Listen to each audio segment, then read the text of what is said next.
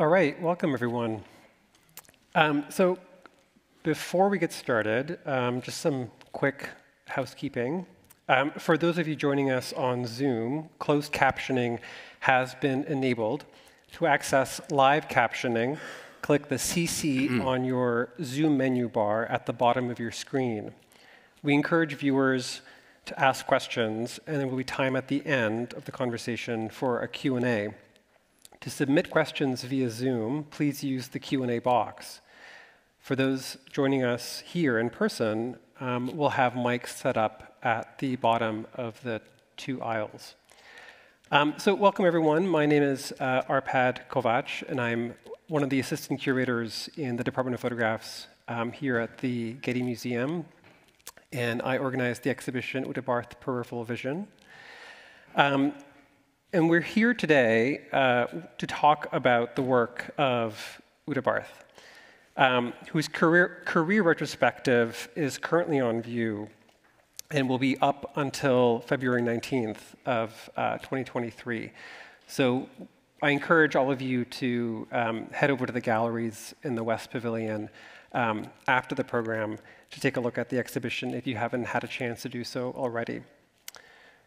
A keen observer of ephemeral moments, Uta Barth has been translating fleeting moments into quiet, contemplative photographs for most of her career.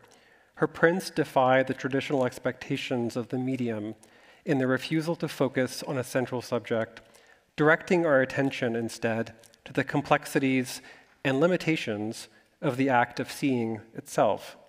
Throughout her career, Barth has been fascinated by the elements of light, time, and vision.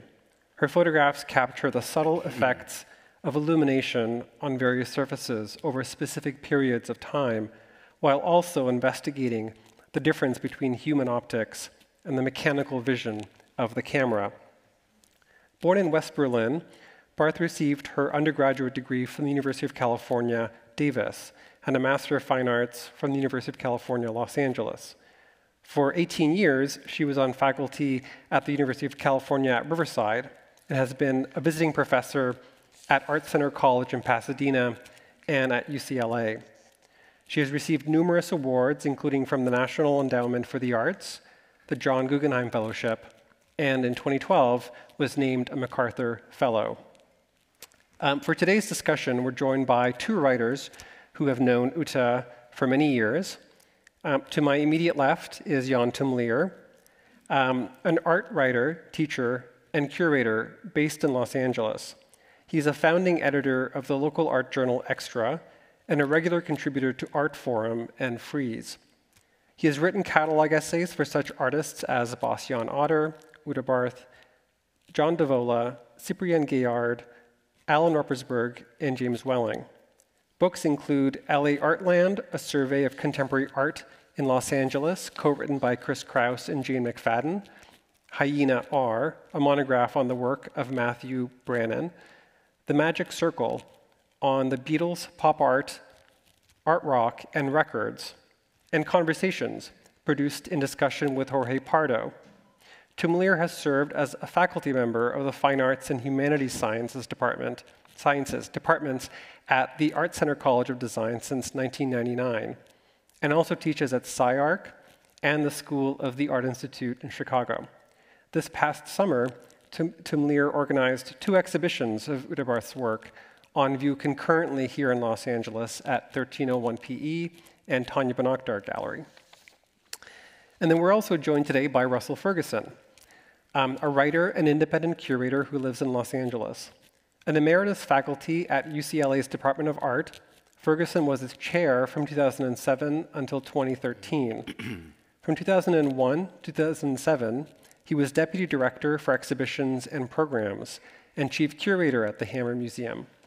From 1991 to 2001, he was at the Museum of Contemporary Art, Los Angeles, first as editor, then as associate curator. He has organized many exhibitions, including at the Hammer solo exhibitions of work by Larry Johnson, Francis Elise, and Wolfgang Tillmans. At the Museum of Contemporary Art, he organized the acclaimed exhibition In Memory of My Feelings, Frank O'Hara and American Art, an exploration of the circle of artists that revolves around the poet, among other exhibitions.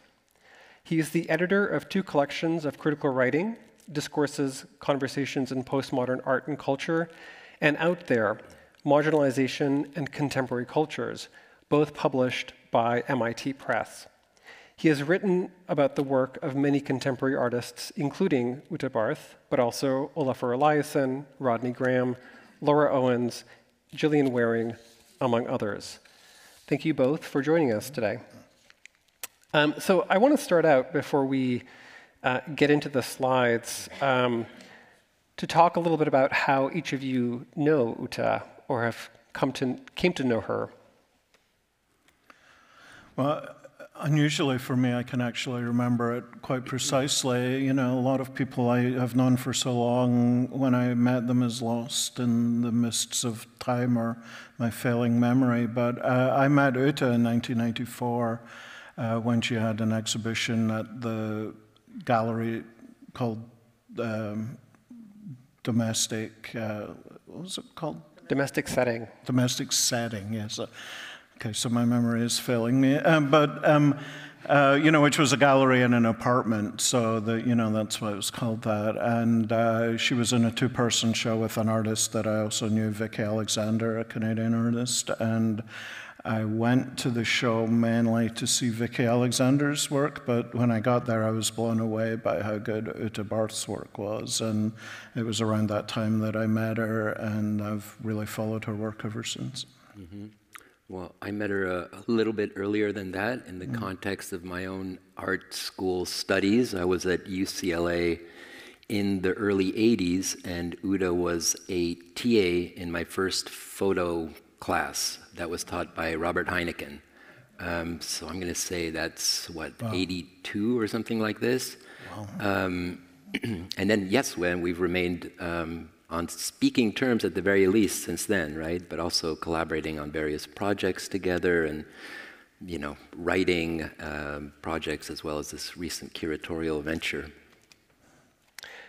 Great, thank you. So I think maybe that's a good way to jump into the slides and talking or thinking about some of the early work. The exhibition on view is organized roughly chronologically.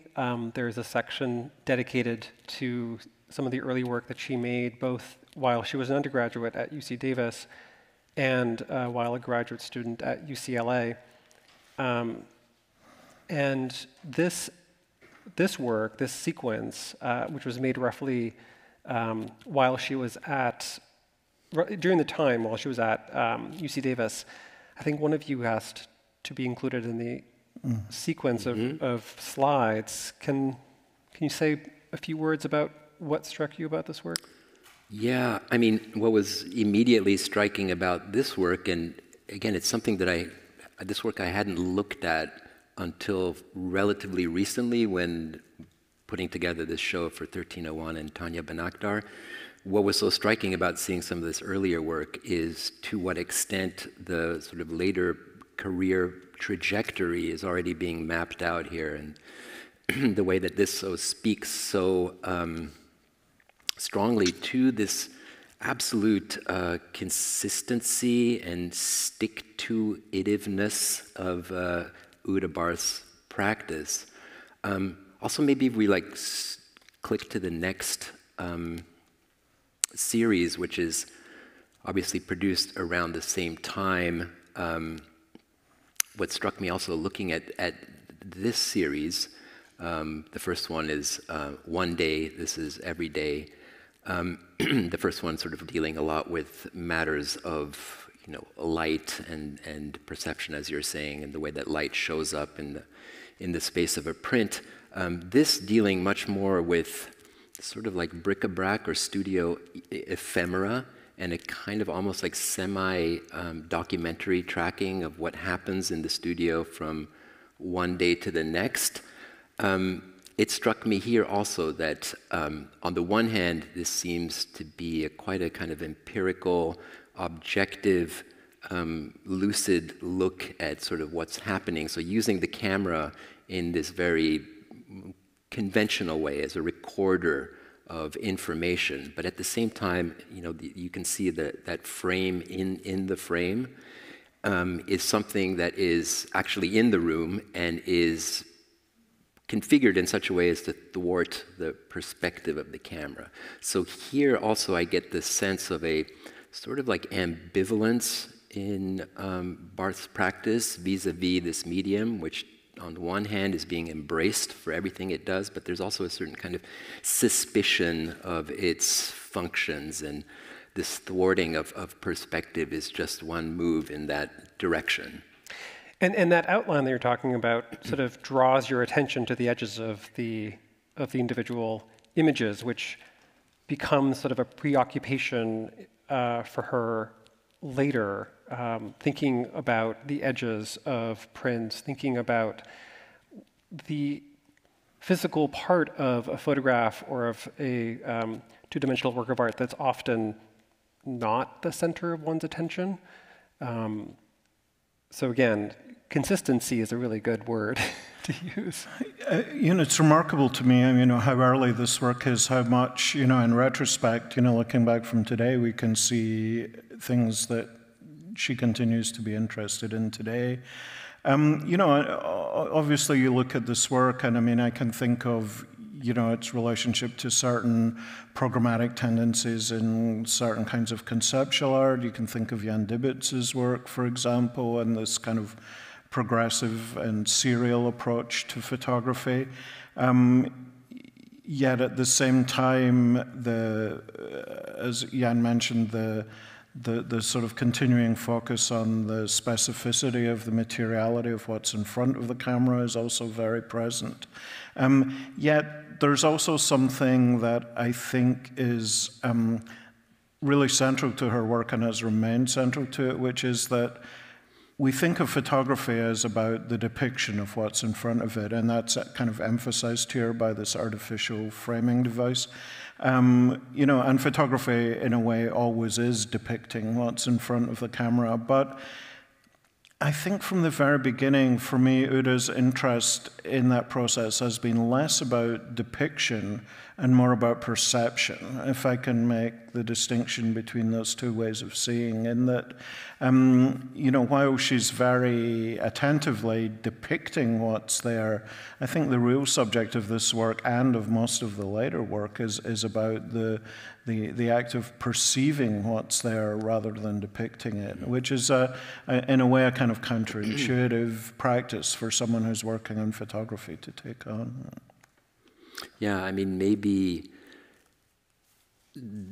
that kind of shift between one register of production and another is being, again, mapped out here in almost like a rhetorical fashion, right? And I do think it has something to do with Arpi's mention of attention to the edge, because in all of the pictures, some vital information seems to be kind of slipping off to the edge, and potentially we're not actually seeing what counts, and that artificial edge, as you put it, right, sort of underlines the point that this, in a way, even though everything is being sort of registered in a very emphatic way within this frame, at the same time, you know, everything is kind of, the objects are overlapping the frame and it's beginning to slip out of the frame. So there's a kind of move towards some of the later pictures where, you know, as you're saying, the focus, the sharpness, let's say, of registration is pointedly blurred in some way to kind of deprioritize the object in front of the lens. But here you get a kind of rhetorical take on it, almost, by pushing these things over the boundary line of this artificial edge. And it also goes back to the very early days of photography, and where, you know, when in a period when the predominant form of image making was a painting, the relationship to the edge was quite different. You always knew where it was. As an image maker, your goal was to contain it within the edges of the canvas. But one of the things that painters found so fascinating and in a way shocking about the development of photography is this much more arbitrary seeming cut-off of the edge, where figures would be cut in half or buildings would be cut in half, and it forced a kind of reconsideration of what it was to compose an image too. And so I feel there's a historical element to these pictures that goes back all the way to what made people outside of photography itself interested in photography, which is this kind of double-edged relationship to the edge. And of course here the edge is greatly emphasized by this black frame, but it's quite clear in the images that things are spilling out of that edge, right and left and up and down. And this is one of the things that made photography so fascinating to people who weren't themselves necessarily photographers. And we kind of tend to take it for granted now in a way that that's how that photography makes images like that. But it wasn't a given at the beginning. And I think she is kind of re-emphasizing that here, that the way you control the edge in a photograph is different to how you might control it in a painting. I think that's right, and I think Uta's work also sort of refocuses our attention to other parts of images or other parts of our lives that we often take for granted. I think this all comes back to visual literacy and to the degree that we're all either formally or informally trained to read a photograph. We're taught to think of the primacy of the subject that's at the center of the composition. And I think one of the things that Uta really has pushed against in a really interesting way throughout her career is to de-emphasize the traditional subject and emphasize the areas that are often left in the periphery, or often left sort of outside or near the edges of the frame. I wonder if do you think it's worth it? Is it necessary to explain how that framework structure is produced? Well, maybe some people wouldn't know it, like looking at the picture offhand, but that would probably be made of tape, right? Black tape, and the tape is taped to the walls and the floors of the studio, but the lines are made, let's say, as they come closer to the camera, they're made to converge this way, right? So as to thwart the normal perspectival convergence. And that's how you wind up with this kind of perfectly formed square in the middle of the picture, right? But I think that there's something about that move that is interesting and can be read in a number of different ways. And one of them is probably in reference to something like painting. Like this has something to say about what a painting is, as opposed to a photograph, because it is an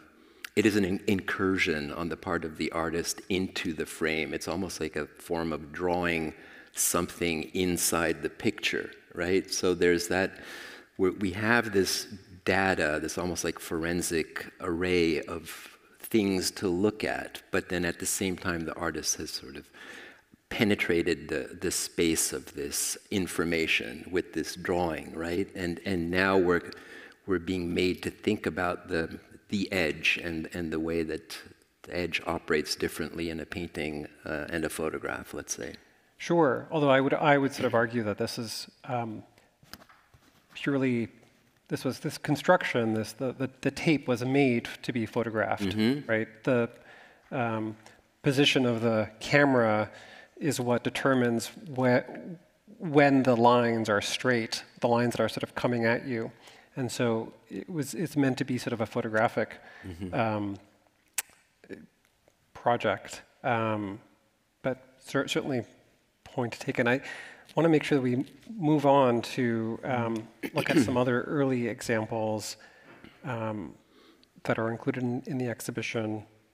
And feel free to sort of jump in at any point. One of the things I sort of love about these two individual photographs is something we've already discussed, that she's sort of photographing, she's emphasizing aspects that are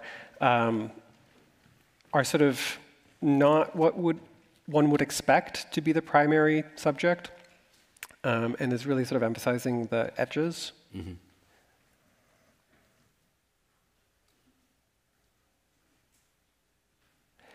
And here we see a portrait, a diptych, with the artist. And again, this sort of anticipates her work with shadows and her interest in light. And then, Jan, I think you sort of wanted to say something about this photograph, which was made around the time that she was at UCLA in her MFA program. Yes, absolutely. Well, here again, it was only recently that I was looking at these works again, and thinking of them from the perspective of a lot of artistic practices today, and photographic practices perhaps in particular, that are so oriented, let's say, around questions of identity. And I feel like, quite possibly, Uta's work at this point was to some extent responding to various forms of critique, post-structural critique, that were in the air around this time. We were getting our first doses of continental post-structuralist theory around this time, and so there's a kind of Lacanian critique of the image in the air, and as well kind of thinking of the way that was taken up by certain feminist authors that maybe were part of the Screen Journal in England a little earlier. And so there is a kind of navigation around possibly questions of identity vis-a-vis the camera lens, and possibly some notion of the male gaze, etc. But when you put this work up against the work that follows, there's equally this narrative of a kind of courting of a kind of non-identity in it, and so that's a separate kind of trajectory that again begins here. On the one hand, we can read it as an image of a female figure that is to some extent negated as a person simply by being forced, in a sense, to stand in front of the camera and be photographed, right? The burden of representation is what John Tagg called it in his book of that title. So she's sort of enduring the burden of representation. But there's another aspect of this which again seems to herald the work to come, and it has something to do with this kind of willful negation on the part of the artist of her identity in order to take on these questions of perception in a, let's say, more general way, right? Or the relationship between what you were talking about in terms of representation and perception, right?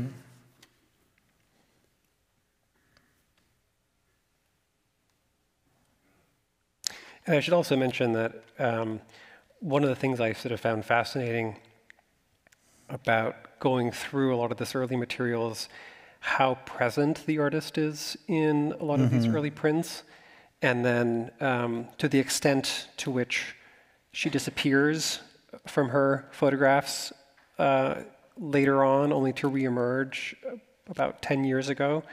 But a lot of this early work includes her in the photographs.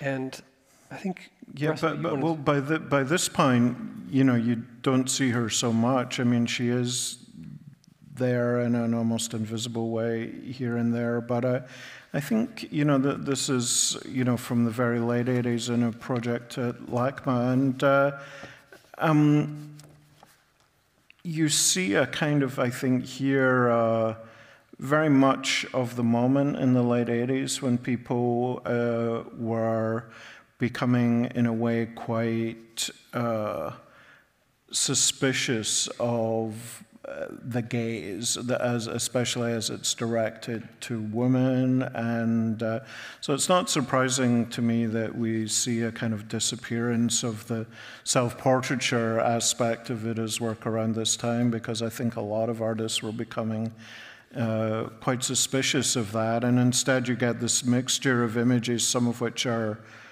made by herself and some of which I believe are just found images, so that it also reflects a contemporary interest in questioning the status of the author of any work, written or pictorial, where you can't exercise a kind of connoisseurship in terms of the authorship of the image, because she might not even have made that. She's responsible for the groupings. And I think at that time, I remember Uta said to me at one time she was beginning to see photography and even vision itself as kind of hostile or even assaultative, and was looking for ways to kind of push back on that version of what it was to see.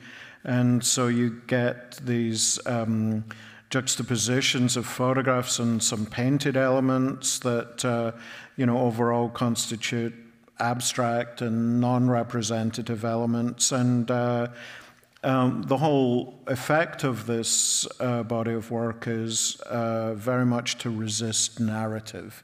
It's almost, even though you see panels lined up left to right and you think, well, I should be able to read some kind of story or narrative into that. In fact, you can't, because the work is constituted to resist it. And in a way that's getting away from these early works that documented, day-to-day activities in the studio, which have an implied narrative, even if not very much is necessarily happening. And I think this body of work represents kind of the moment when Uta was the most against all of these things, the most against narrative, and the most against autobiography, and most against the personal.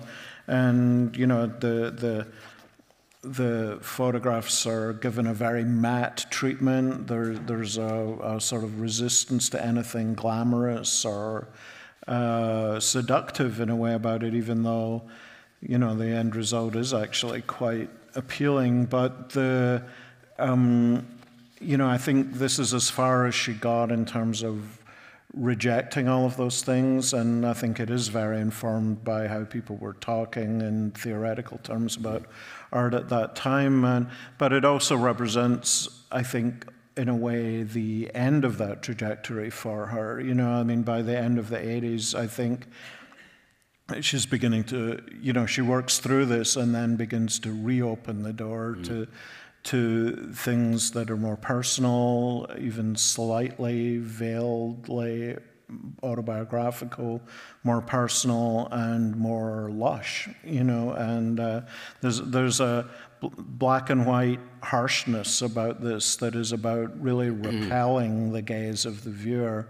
And I think it represents kind of as far as that pendulum swung for her. But it's very interesting to see this work now, I think, with the other work. Yeah, and here also I sense this quality of ambivalence, which I actually feel is a powerful affect in a work. I want to use it in a positive sense. And it does have something to do with the butting up of these two very different modes of engaging a viewer. On the one hand, quite polemically with the pictures, let's say on the upper left-hand side, where the artist is depicted in, her face kind of lit up by a flashlight or a searchlight,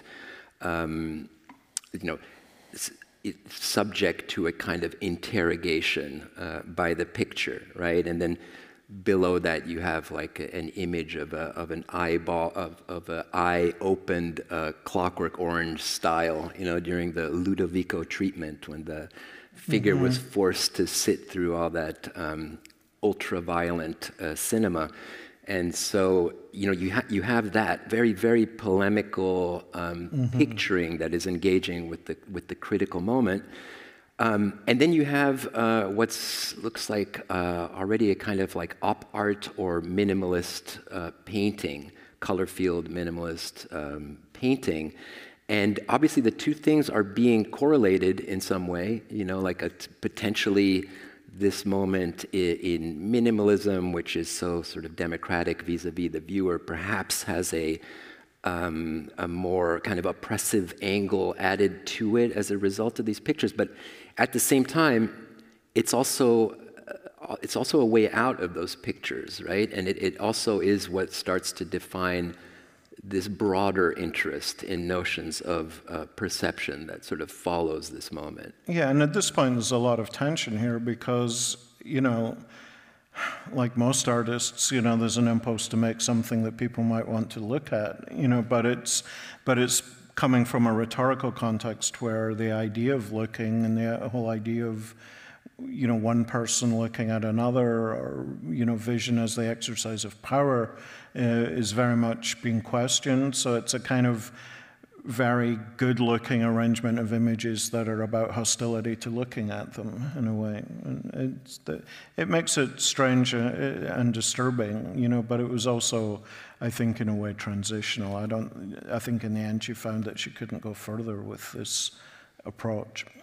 Right, looking can be on a day-to-day basis very banal, but here she's really sort of highlighting the aggression that can be behind the simple act of looking. And then I want to talk a little bit about this work, Ground. I don't remember, Russell, if you were the one who selected this particular image, or Jan, if you selected this image. Do you want to say a few words?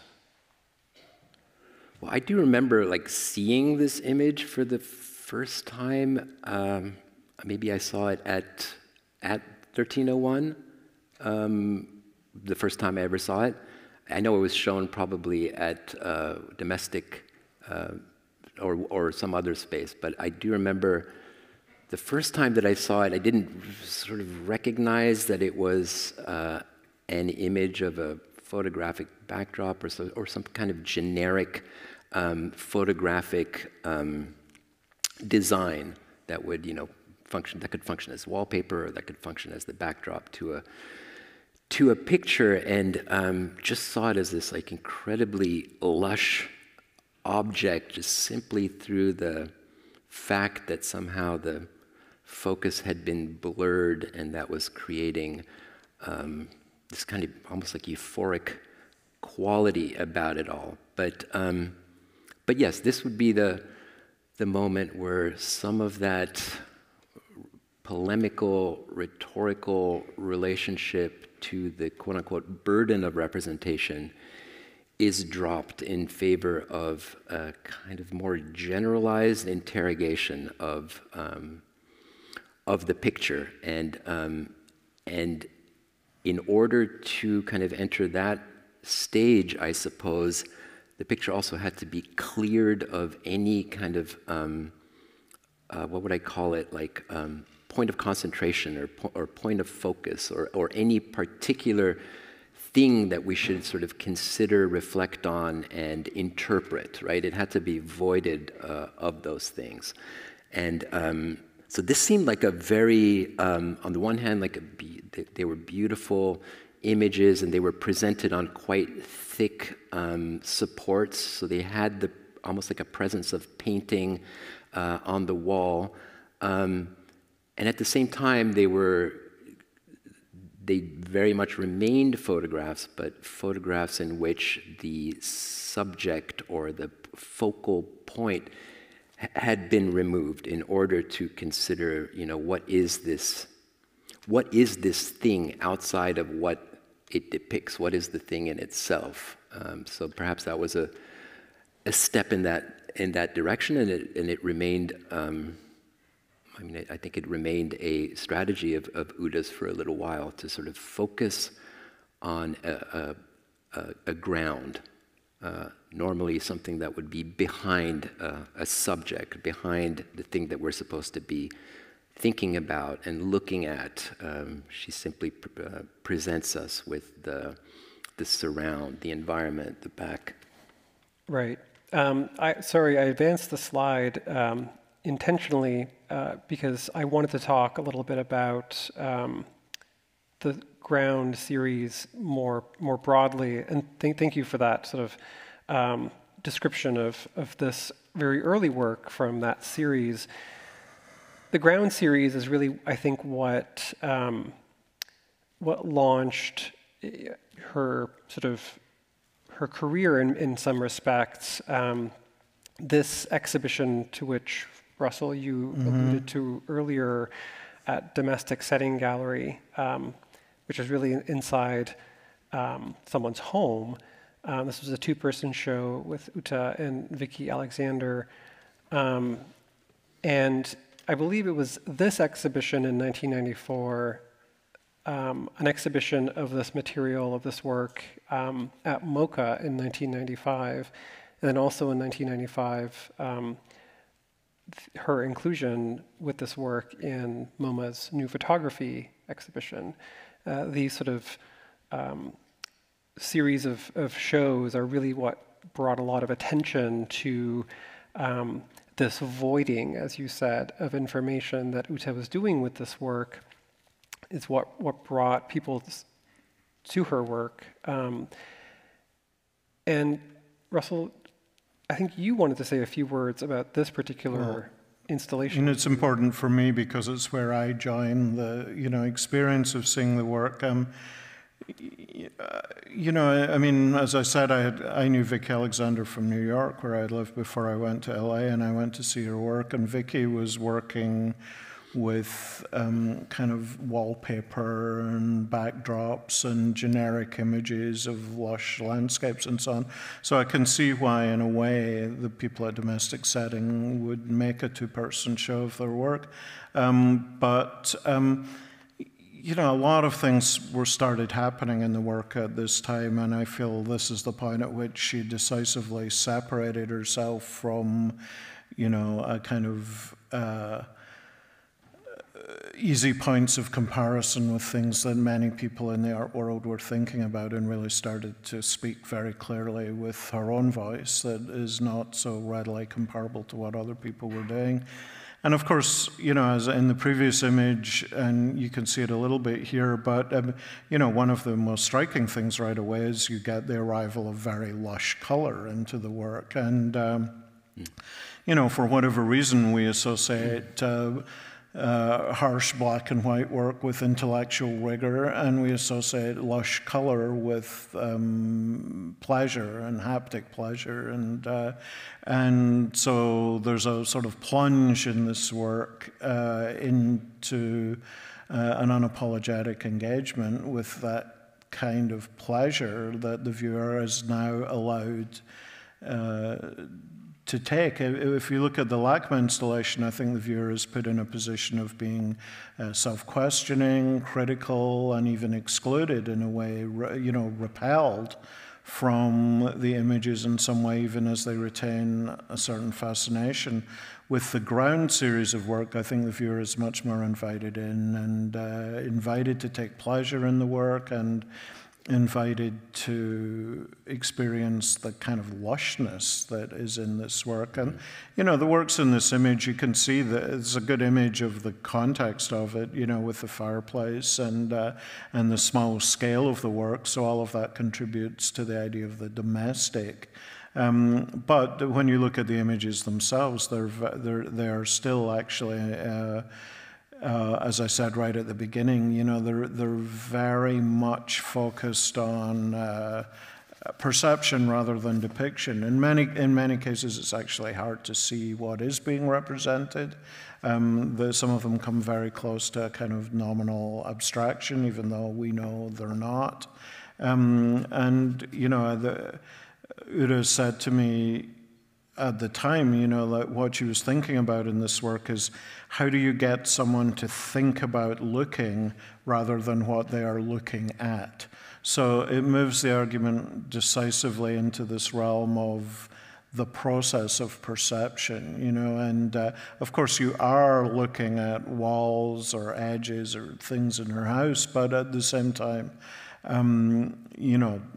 you're given such a kind of minimal access to that you are in a way kind of directed into the process of what it is to be seeing these things at all, and why are we taking pleasure in seeing these things, and how can that affect perhaps how we even see other things that are not part of the work directly.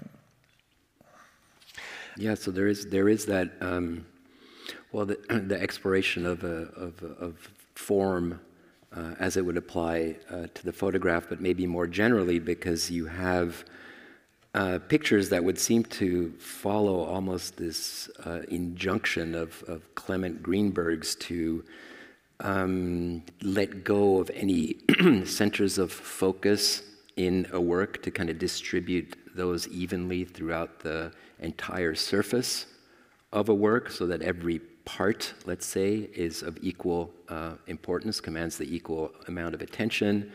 You have this flattening out of subject matter, and you have the attention to the edge, and all of those things would seem to align pretty much with Greenberg's injunction to the modern painter. And here you can very clearly see the thickness of these works kind of sticking out 1.5 inches from the wall, just like a painting would. But at the same time, I think you were kind of nodding in that direction. They're not paintings, and they remain photographs, and they actually, in this approach to the condition of painting, somehow manage to assert even more emphatically what they are as photographs, right? Yeah, they're mounted on wooden panels, and that gives them a three-dimensionality that we don't associate normally with the photograph. But, it does raise interesting questions. I mean, since you brought up Clement Greenberg, his general point of view in this period was that each genre of art, each medium, should look for what is most specific to it and pursue that, which for him in painting was flatness, and painting was progressive in his teleological view of how things should develop. The more it pursued flatness, the more relevant it was, and the more it was getting to the core of what painting was. And it never seems to have crossed Greenberg's mind that photography is also quite flat. And I think that's clearly because he did not consider that the essential quality of photography, if he thought about photography at all. Like most people at that time, I think, and maybe even most people today, he saw the function of photography as to depict things, to show, this looks like this looks like that. So it was always, I think, for him and for many people at that time, a kind of secondary form of production, in that its main function was to reproduce the visual effect of something else. And this is something that Uta is going after very directly here, because the fact is these are very painterly photographs, but they don't seek to imitate painting, I think, in a direct way. They remain very rooted in the central function of photography, to show what's in front of it, but by avoiding the picturesque, they push into an area previously really only occupied by painting, which is about a phenomenological relationship between the viewer and the surface that is not about depiction. Yeah. So these are images that were taken in the space in which they're exhibited, and that straight away would clue you into the fact that a picture is always of something, even when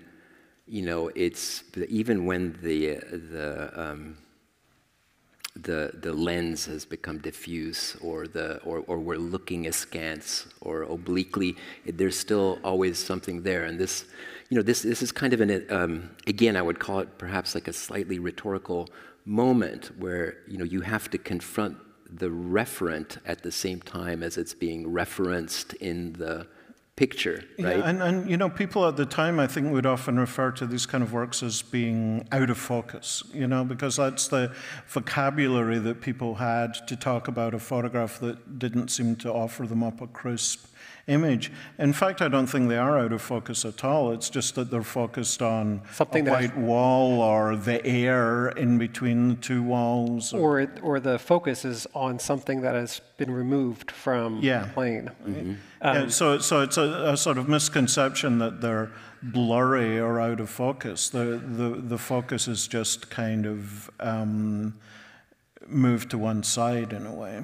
This was the way that Ralph Rugoff, I think, spoke of, or wrote about these works that that they're, you know, one is put into thinking about a subject, a figure, let's say someone that is sitting for a portrait that sort of escaped right at the moment that the camera was triggered. Yeah. And of course, this came in an essay that was titled "Scene of the Crime." So there was a kind of almost kind of let's say detective story type intrigue placed on these pictures.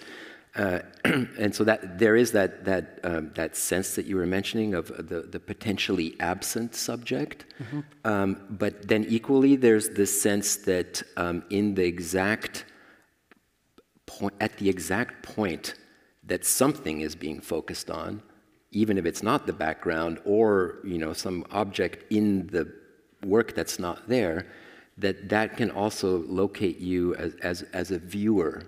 In relationship to the work, that the degree of blur can actually bring you into the picture because you now stand at the point of focus.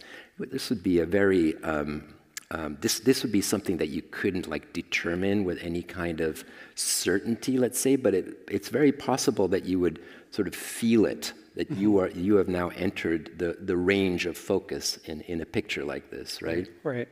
One of the things. Sorry, but it's also important to, I think Uta is like a lot of very good artists in the sense that she's always pushing back against whatever people think they're seeing. And if there's one of these photographs where you can actually see a piece of a couch, and it's perfectly crisp, and it just happens to be in the spot where it comes in completely sharp, completely in focus, and then that kind of, if you're starting to think about, these are very pictorial and blurry and so on, it kind of snaps you out of that, and sort of is a reminder that there's actually other things that are going on here that you should be thinking about. Right. One of the things that really sort of struck me as being quite peculiar when I was reading reviews of this body of work from the 1990s, the number of times that the word abstraction seemed to appear in the vocabularies of the reviewers. And I wanted to get both of your sense of the relationship of this work to that word, because they are not certainly descriptive in the traditional way, but I am not entirely sure that the word abstraction is also an accurate way of thinking about the work. I think about it in terms of less whether it's about abstract or representation, but certainly they were discussed in those terms. There's nothing easily identifiable in it, so they must be abstract. But I think the real issue that was in play at that time, and which again I think she subsequently was pushing back against, is that they were painterly. And if I can return again to the sort of history of photography, there's a whole movement here in the US, but internationally too, of a kind of pictorialist photography that sought to achieve painterly effects by precisely not being crisp. This is what later photographers, pushed back against, and they did want to make crisp images, but there was a long period where the aspiration to seriousness for photography as art rested on the idea that you could have a kind of sfumato effect in the photograph, and make it essentially soft focus and blurry. And I think that's what, in a way, people were thinking of with some of these work, that they were in a way pictorial. And in that sense, for me, it's less about the relationship between the representational and abstract, and more about between the photographic and the painterly. And I think these works were widely seen at the time as being a kind of attempt to make a painterly photography. Yeah. Well, also, there's two ways I think that you can understand the term as it applies to art, right? There's on the one hand, to abstract something is to bring it, let's say, closer to inner experience or subjectivity, or right? You move it away from legibility. Yes, and sort of on some level to kind of infuse it with the I, with the subject. So no longer representing in a way that is sort of faithful to the object world, but passes all that information through the subject and puts it out as pure feeling, let's say, something like that. Right. But there is the other trajectory of abstraction, which again would be the Greenbergian one, where abstraction is actually an attempt to sort of align art making with the dictates of a medium or the object, and in that sense, abstraction starts inclining towards a kind of concretion, which I think is actually something that you can start to think about in relationship to these pictures. I don't think that they're like indexes of the artist's feelings, but they do start to side with the kind of demands of the photographic medium. The pulling away from an object that we would be curious to see in order to, let's say, allow focus to happen on a sliver of the atmosphere. Yeah. That's just highlighting camera vision precisely by removing the item of interest, the thing that would interest us, right? So there is that element of abstraction at work here, which is this concretizing the picture in some sense. Yeah. Switching gears a little bit, Robert Irwin is an artist who I think Uta admires greatly, certainly, but I also sense that there's a lot of familiarity between Irwin's dematerialized approach to art and Uta's interest in atmosphere and interest in sort of... Yeah, I mean, Bob Irwin at this time was an extremely influential teacher in a kind of informal way, and he had moved, and I think, what I'm, in looking at an image like this now, what I'm suggesting, I guess, that there is an element that is not painterly about Uta's work, that is actually kind of echoes in some way the trajectory that someone like Bob Irwin took out of painting. And I think it comes from, in a way, a similar impulse. I've talked already about the importance that Uta puts on the act of perception, and this is something that Irwin was talking about for many years, and that he kind of lost interest in the work of art as a clearly defined material object, and he wanted to make the audience for his work think about heightening their sense of perception, not just when they're looking at a work of art, but when they're looking at everything. And, and Irwin had done that himself. I worked with him on his show at MoCA not long after I was out here in LA. And Bob could look at a light bulb and tell you whether it was a 60 watt, an 80 watt, 120 watt, and a lot of other information about it just by looking at it across the room. And most of us are aware that there's different wattages and different kind of light bulbs and so on, but most people couldn't, with that level of precision, tell you exactly what it was, but he could. And, he was also a connoisseur of fountain cokes, and he could tell you how they were getting the formula slightly wrong, or that this one was a good one. He had that kind of mind where he was always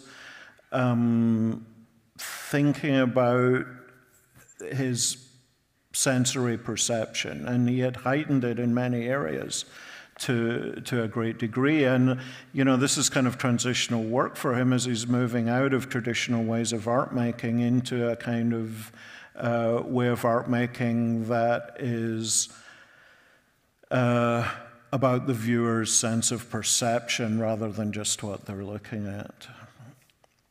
And I think that's, you know, this is a more self-contained, in a way, gallery work, but, you know, we were talking about edges earlier. This is a disc, but the way it's lit, the way it's painted, when you're in the room with it, again, this work, like Uta's, is extremely difficult to reproduce, but it's you lose the edge. You know, the work of art starts to blend into what's around it, and then you, as the viewer, are required to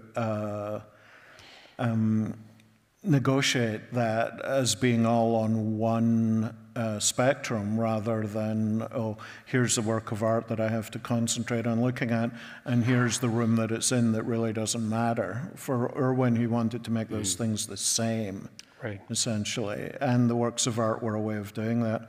And, you know, this is a work that was made in LA right around the same time that I think is relevant to this. It's by Oliver Eliasson, who was, you know, certainly at that time very, also, even though from Europe, but very interested in the LA and California tradition of light and space work that Irwin is a classic representative of. And this was at Mark Fox's gallery, which had a kind of basically, I think, tin roof, and he just cut a circle into the roof, and the light came through it, and as the sun moved, this circle of light would move around the room by itself. And I think there was an electric fan in there that contributed to just the air and the light. And it's an interesting work to look at now, because of course Eliasson is known for extremely large-scale and highly spectacular work. But there's something about this that is so minimal in terms of its intervention that it connects it for me to the work at, say, a domestic setting, which is in a way a kind of, hesitate to use the word, but a kind of sublime visuality, but expressed very much in everyday terms. You know, a gallery that's in someone's apartment, or a work of sensory light and space that is basically just a hole cut in the ceiling. And so there's a kind of version of light and space that is less spectacular, but is equally strongly about the importance of the viewer's perception. That, for me, I can link all of these things together, and to Uta's work too, as part of that impulse in the 90s to, in a way, kind of both bring the spectacular elements of the Tyrrell or someone down to earth, and to restore the actual simple act of perception with a kind of minimal apparatus around it. And here we have installation views of the Mocha show, of the groundwork. I do want to sort of note that I think Uta has spoken certainly publicly in interviews before about how important the spaces in between photographs, in between her photographs are. And so I think we've tried in the exhibition that's on view here to respect that as much as we could, and to really sort of install the gallery in a way where it does feel like it's a sort of an installation that is very deliberately considered, rather than sort of a series of photographs on view. Yeah. I mean, I worked on this exhibition and producing the book for it, and this is a year after Domestic Setting, which was very much, you know, the photographs were taken in the space where it was shown. It was literally a small apartment, and so it was utterly domestic and very much quotidian sense. And I think it was a huge leap for Uta to show the work at MoCA. This work was shown if you all know the Grand Avenue space, you go in and you turn to the right, and there's this huge Isozaki-designed pyramidal gallery. It's enormous. It's like being in an Egyptian pyramid or something. And you have these small and kind of chromatically modest in some ways and modestly scaled work. And I mean, it was quite striking to see how decisively they did hold the space. Yeah. But I think that was a real test for Uta's work as an artist, to say, take these kind of, in some ways, minimal interventions into the space of perception and see if they can work in a large formal exhibition space, which to me they did very successfully. Yeah, maybe looking at this one as well as the following one, interesting kind of counterpoint also to be made here between what's happening in these photographs and, let's say, what's happening in a work by Irwin, one of these scrim works. Because I think, well, certainly those Irwins and perhaps other examples of minimal sculpture and painting are a kind of model here in terms of, again, removing the subject, voiding the subject, simplifying, unifying the form in a sense, and doing that in order to foreground the experience of perception, the perception of the work sort of operating outside of looking for something in particular or interpreting whatever is found there. That is the model, but whereas those works, Irwin and Eliasson too, operate really as these sorts of sensory workout machines, right? You are truly producing whatever these works have to give. It is the internal production of the viewer that brings that into play, right? Mm-hmm. That's something that can't really be said for a photograph, right? Because we are still looking at something on the wall. So instead of that kind of moment where the viewer has complete free play with their sensory apparatus, which is the case with the Irwin, here instead we're sort of led through these series of paces, and at this point they become like quasi-cinematic moves, right? We're led from one frame to another.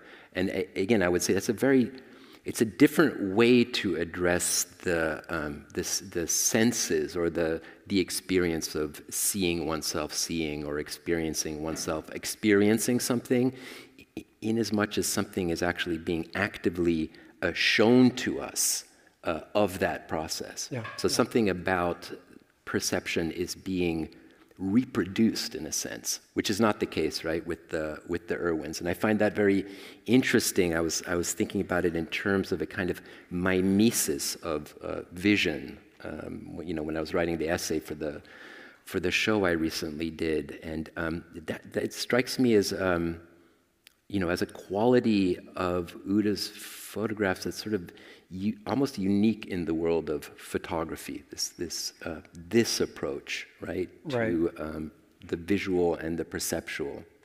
Well, and I think White, Blind, Bright Red, which is a project that followed a few years later, does this incredibly successfully of trying to translate a almost quirk of vision with the after image, trying to translate this like very subjective visual perception into objects, into photographs.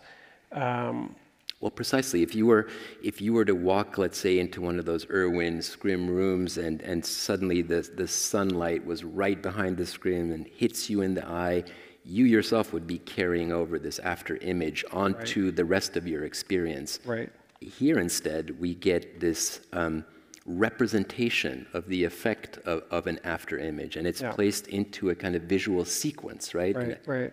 And again, I do think this is a very unique approach to photography that I can't really think of anyone else attempting. Yeah. I also just realized I want to be mindful of the time, and we're now sort of coming up on an hour.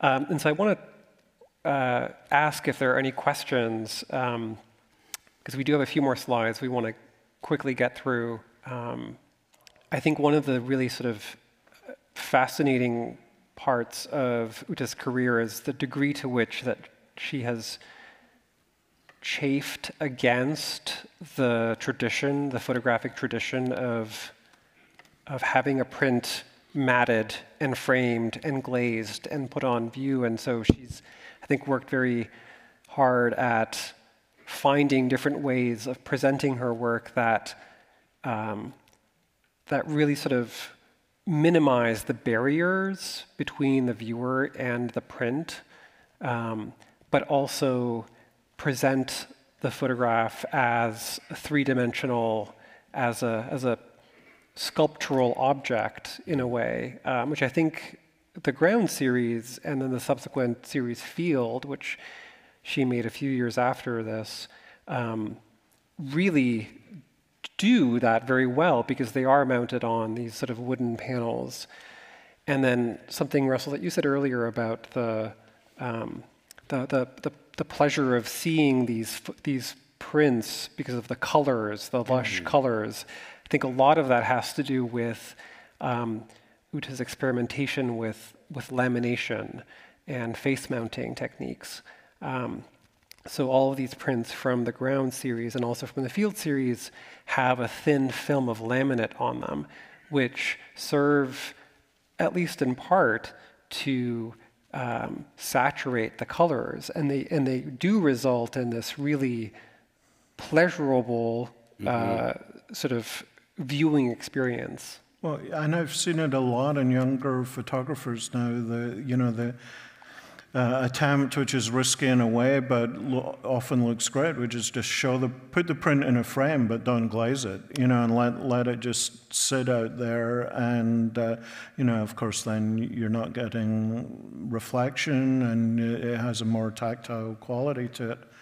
But also related to what you were saying about, as early as the domestic settings show, is the way the work is installed. There is still a kind of traditional photo presentation, and you see it sometimes in dedicated photo galleries or spaces where, there can be a whole group of work by an artist, and it's all the same size, and it's all framed identically, and then they hang it in one long row the same height all the way around the gallery. And, you can almost feel your attention span dwindling when you see this kind of like long line of otherwise, very similar images. And from the beginning, Uta was showing her work more in a way that we are accustomed to install a painting exhibition, like there could be some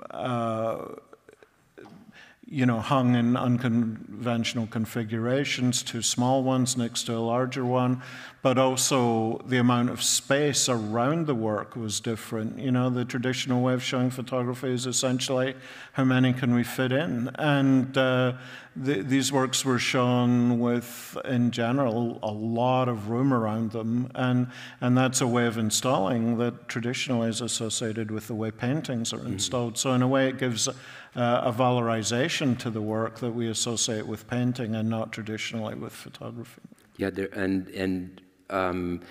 what you were talking about, RP, in regard to the traditional way of displaying a photograph. You've got the glass, you've got the frame, you've got the mat, and the photograph sits behind all these points. So it's being pushed back in this space of deep focus that to some extent mirrors the working of the apparatus. Like we're always looking along these sight lines at something quite far away that can register there with absolute focus, right? And here instead you kind of let go of all that stagecraft in a sense, right? That creates the picture window, and you push the print off the wall to some extent.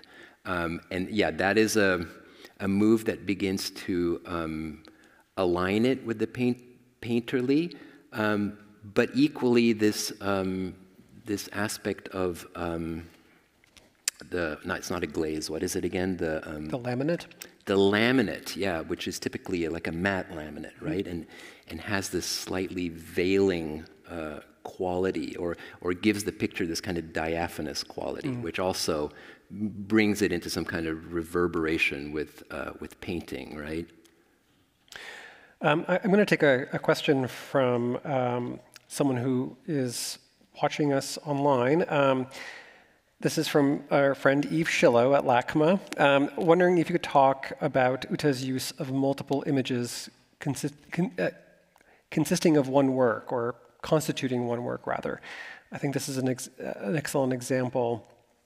Would one of you like to sort of say a few words about the multi-part works, which she's become sort of very well known for over the years? These sort of sequences of photographs constituting one work.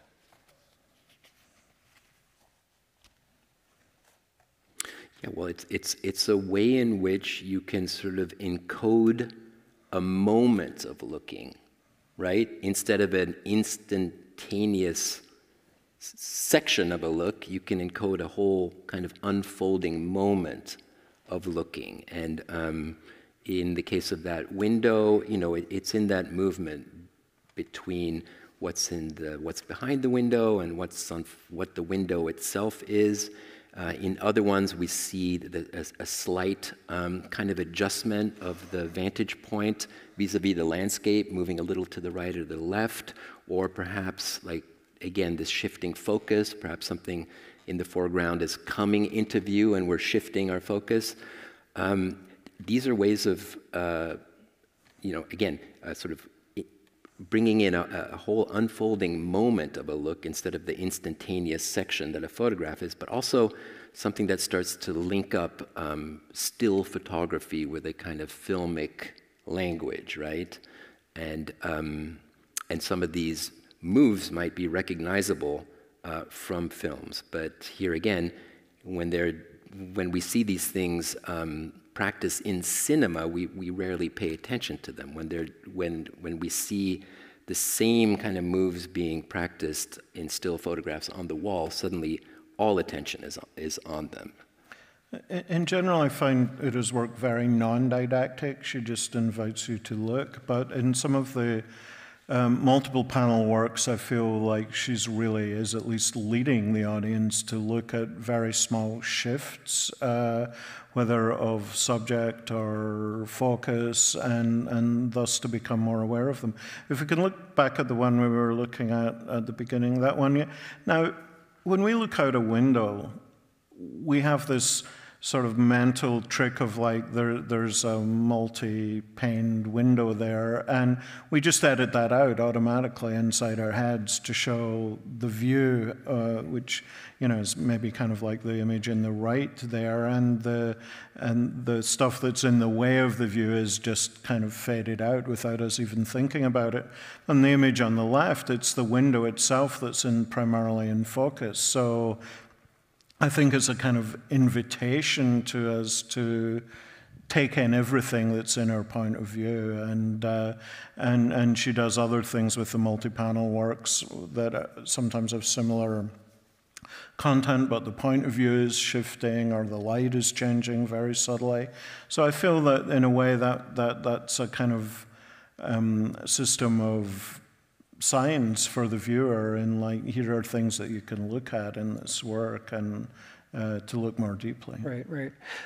One of the things I find sort of fascinating about her diptychs, especially, is that in the history of photography, there's of course the tradition of the stereoscopic view, which is a view of the same scene, the same object, from a slightly different vantage point that comes together in a stereo viewer to give an almost three-dimensional view of that object or that scene. Mm-hmm. And I love how Uta's work makes no attempts at providing that sort of three-dimensional view. but yet you still get a richer understanding of what the camera's lens is trained on. Here's another thing I kind of think about in relationship to this, and perhaps the whole series of works that are produced in and around Uta's house, right? Which is some good 5 years worth of photographs. That they also have this allegorical relationship to the apparatus, the camera, which means room, right? And typically we think of the camera as a dark room with an aperture. And here, by sort of focusing the camera on the window, we have this kind of doubling up of the experience of photography, like a room within a room. And what's interesting here is that if you take that analogy all the way, it becomes a question of, we all know that the camera kind of looks out of its own window, right? But sort of what comes up in this first picture is, can the camera look at its own lens or something like that, right? Can the camera record itself in the process of recording?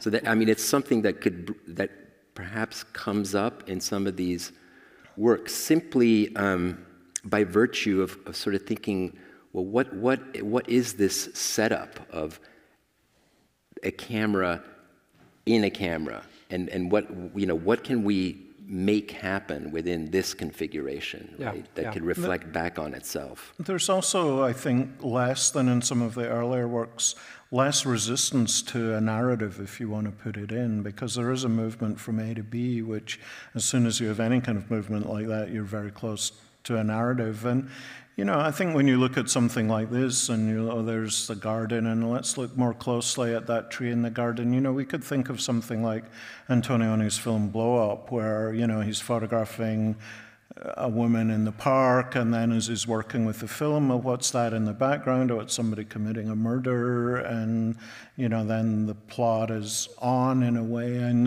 it's something that can happen in photography, even within this, one image. Your focus can shift from area to area, and different things can be revealed. Well, this is and there's that aspect too, right, where it sort of opens up to potentially a kind of suspense or even a paranoia. Yeah, who is that in the garden, lurking by the tree? This, by the way, was a reading that I think Uta was not very on board with. But she, she's right here, but she doesn't get to totally control the reading. Yes, we have one more question. The very back. I'm not sure if it's a question or a comment, really, but going back to Eve's comment about multi-photograph as one image, and the wonderful response alluding to cinema, which I was sitting here waiting for someone to use that word, cinema. When I think back to the exhibition, which I viewed a few weeks ago, there was an immersive quality to it. You stood, and I mean that as a compliment to the curators. You stood there and felt as though you were inside the room or the particular venue, where these were shot. So my question then is, can you relate any more of Uta's work to a kind of a cinematic principle, since it's been brought up? Thank you for that question. And in fact, that a version of that question was on my list of questions to ask you two, because both of you have written about Uta's works in relationship to cinematic form, to filmic. You said the word filmic earlier. So I was wondering if you could expand a little bit on that. And maybe that might be the last question we take, since we've run over quite a bit. Should we go back to maybe the one just before this? Yeah.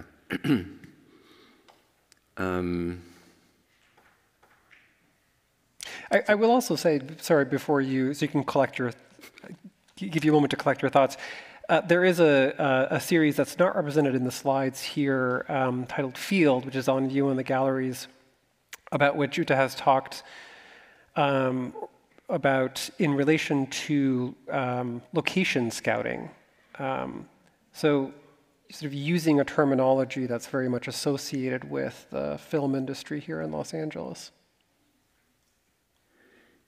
Yes, and I think maybe not specifically with these, but in other works from this field series, which is where Uta, I think, explicitly acknowledges the influence of films, and in fact, studying films at this point and looking at how the camera moves across the landscape and how subjective perspectives are encoded within the language of the cinematic apparatus, right?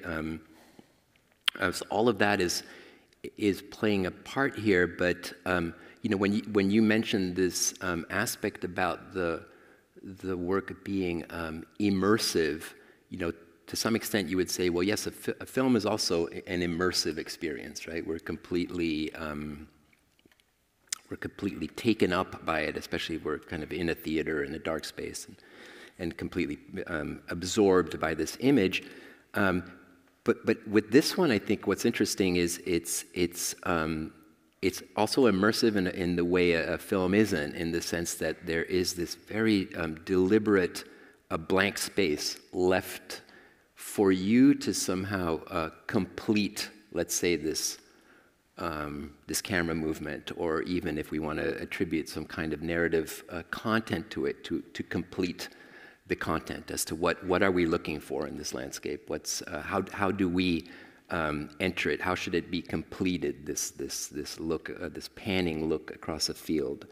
So it's immersive then in a way that I would say is different from a film, right? Because you're still invited to some extent to kind of hold on to yourself, your own position in space, in actual space, and you're also invited to some extent to sort of complete this sequence. Yeah, I mean, much as it is work, you know, touches on things to do with the cinematic or filmic and ways of perceiving that we can associate with it, I think it's important to stress that it's also very different, you know, because in any movie, no matter how austere it is, you're kind of carried along by, there's always the next image, you know, and you know, whatever you're watching, you're in, no sooner have you registered one image than you're in the next image. That, you know, the apogee of that might be Christian Marclay's film The Clock, where like hundreds and hundreds of films are just laid one after the other, and we can still follow it. We've learned how to read that as one narrative. But Barth's work never does that. You know, it's always one image, and you have to deal with it kind of one-on-one. And I think much as it touches on things that are cinematic or filmic, I think there's also a resistance to the way that the moving image just always sweeps the viewer along into the next image. Uta, for me, is always telling you to stop and look at this image. Mm-hmm. Yeah, I mean, this little blank here, it doesn't need to be something that you fill in, but it could be just like this palette cleanser, right, as you're moving from one to the next. Yeah.